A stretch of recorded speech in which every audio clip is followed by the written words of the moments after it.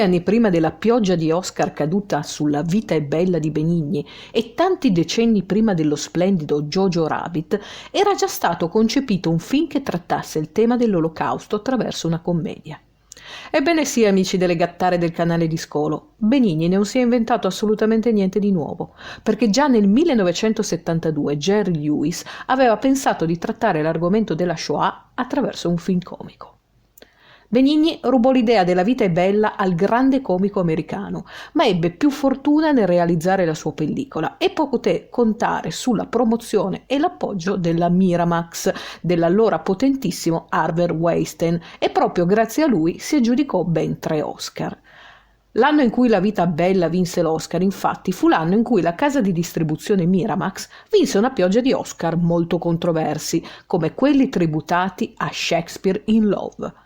Shakespeare in Love vincerà infatti 7 statuette, tra cui i più pesanti.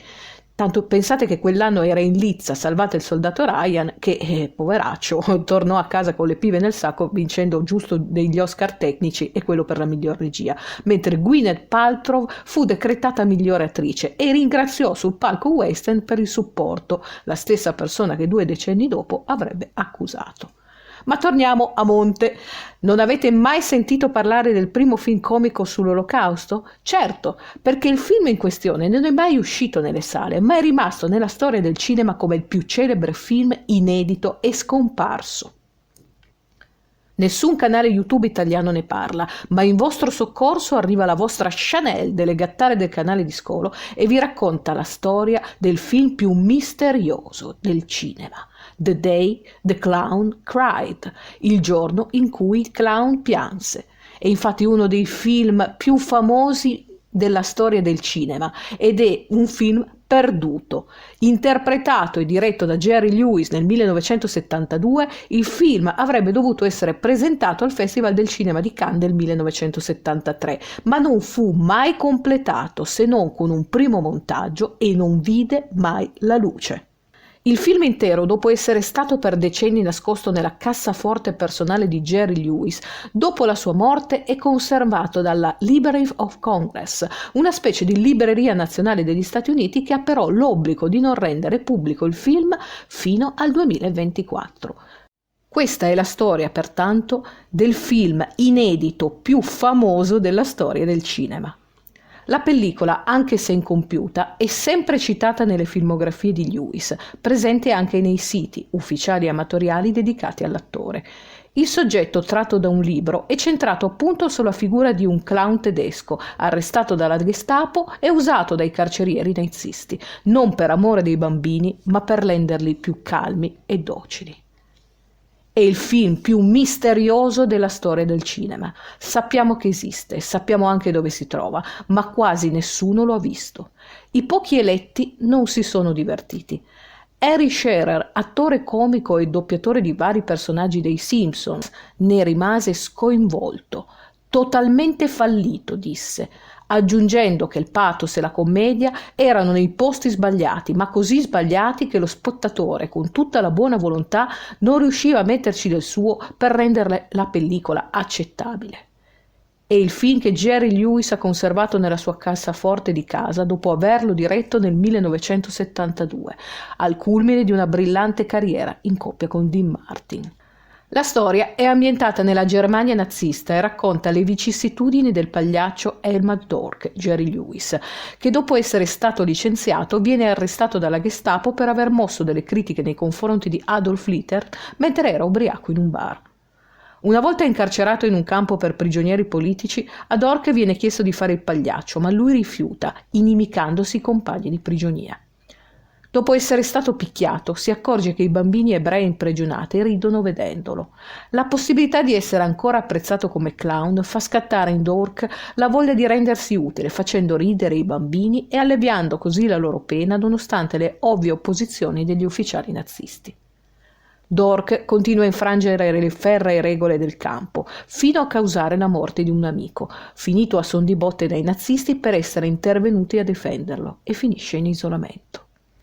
Il comandante del campo decide di sfruttare la sua abilità con i bambini e gli assegna, in cambio della revisione del suo caso e una ventilata libertà, il terribile compito di accompagnarli sui treni che portano da Auschwitz, in modo che facciano meno resistenza. Il clown accetta a malincuore, fino a che accidentalmente si trova su un treno anche lui. Una volta arrivato ad Auschwitz, viene ordinato al clown di portare i bambini verso le camere a gas, facendoli ridere per impedire loro di pensare alla loro sorte e di fare opposizione.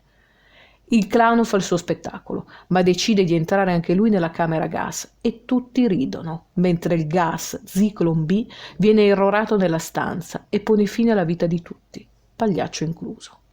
Un pugno nello stomaco, molto distante dalla favoletta piaciona di Benigni che ha conquistato l'Academy.